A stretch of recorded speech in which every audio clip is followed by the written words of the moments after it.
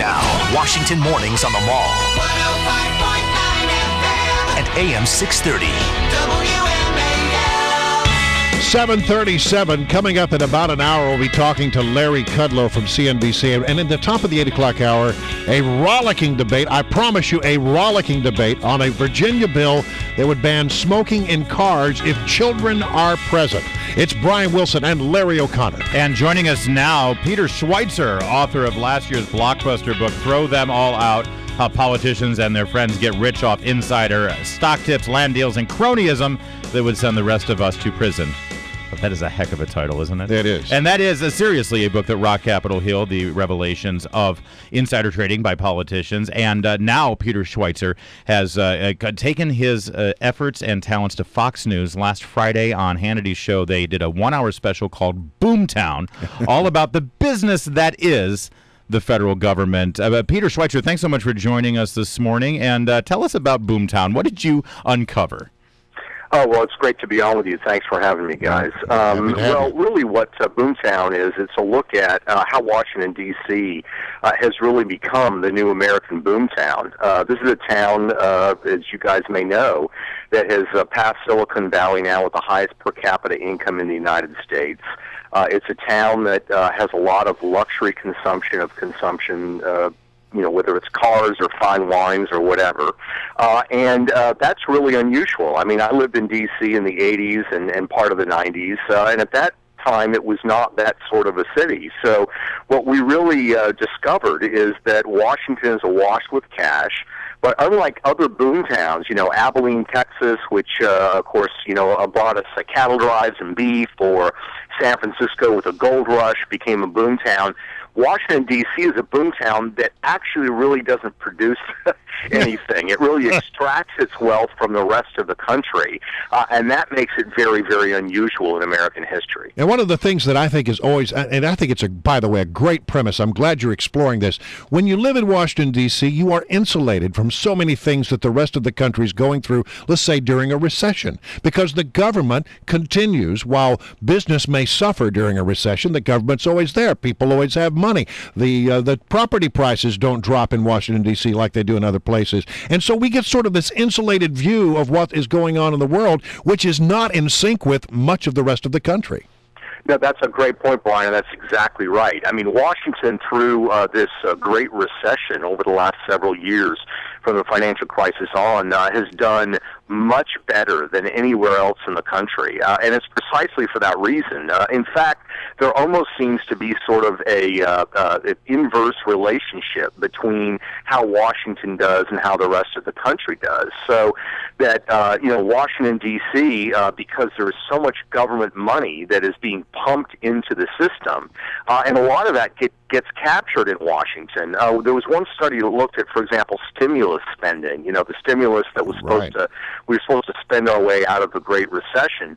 That study found that on a per capita basis, Washington, D.C. received 9 times what the rest of the country did in terms of stimulus cash. There are other studies that show that for every dollar that the federal government spends, about 15 cents of that dollar stays in the Washington, D.C. area. Huh. So, yes, you're exactly right. The only thing that would hurt the Washington, D.C. economy is if the federal budget were to be cut or to be reduced. Other than that, it is going to continue, for all intents and purposes, to be a boomtown with all this government taxpayer money washing through the system. Well, no wonder they hate the Tea Party here. And by they, I mean all of them, the Republicans as well. Trust me, I hear it all the time. Peter Schweizer is our guest, and we're talking about his special he just did on Fox News, Boomtown. What I like about this, Peter, and what I liked about your book, Throw Them All Out, is it's not partisan. I mean, you hit both sides equally here, blue and red, Republican and Democrat. When did it get to be like this? I mean, this isn't just an Obama phenomenon.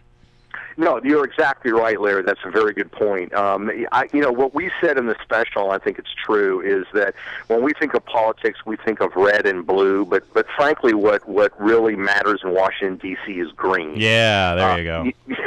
you have people who, on the House and Senate floor might have accused the other side of, basically essentially being the Antichrist. But when they are done, they go into business together. So you have, bipartisan, consulting firms, bipartisan lobbying firms, and the reason is that at the end of the day, what matters is money. They work in both sides of the street. That's what they're doing. Right. Yes, that's exactly right. And the point I think too is to be made is that the rest of the country looks at the red and blue conflicts in Washington D.C. As this mammoth battle that's going on. But the fact of the matter is that I liken it much more to professional wrestling. You see this sort of indignation about the other side, but these are people that really are in business together or are planning to go into business together or have similar commercial interests. And the commercial interest is seeing Washington grow and government grow. And the rate of that growth might be up for debate. But at the end of the day, both sides, want the same thing because it serves their own personal interest. A lot of people don't know this, but to be made by cutting the size of the government. Right. There's no business in that. Yeah, but don't know. A lot of people don't know this, but Senator Bob Menendez from New Jersey, he walks around with one of those Mexican wrestling matches when he's not on television. Yeah, he one of the masks. The masks things that they wear. I've always wanted one of those. I knew you would look good in it, Brian. Peter Schweizer, let's talk solutions. Is there any? What is the solution? You say cutting the government, cutting spending. That's not going to happen. Is term limits a solution? Because from looking at the special, it's not really about the elected officials as much as it's about the consultant class, the lobby class, all the people who live here permanently regardless of elections. How do we solve this? Yeah, no, it's a good question. I think that, first of all, we need to recognize it's not a philosophical or ideological problem. It's a cultural problem. So when Republicans take over, the budget still continues to go up. What you've got to do is change the culture. Number one, there should be an outright ban. If you are a member of Congress or in the Senate, you should not be allowed to have family members that are registered lobbyists, period. And they go through this whole thing about, but we don't discuss those issues. Please give me a break. So you need to institute reforms that make it less profitable for government to grow and less profitable for the permanent political class. Yeah. Number two, if you are a government contractor, you should not be able to write political checks and campaign checks to candidates. It's just way too much of a conflict of interest. And you've got a lot of contractors. I mean, that's a huge part of this story. Some years you've got $400 billion in money that's being given to contractors that are not federal government agencies, but are private companies in the D.C. area that are getting contracts that oftentimes are not even competitive bid contracts. Hey. Well, we need to end the practice. If you were going to be a government contractor, you should not be giving campaign contributions and be able to hire lobbyists. And that's the sort of reform that has been supported from everyone from Rand Paul to Ralph Nader. Peter, we got to roll. Thank you so much. You're always full of so much great information, but we're up against it. That is great. Thanks again. Yeah. Again, our guest Good is stuff. Peter Schweizer. Check it out. Just search Boomtown Peter Schweizer on Google, and you'll find all that information.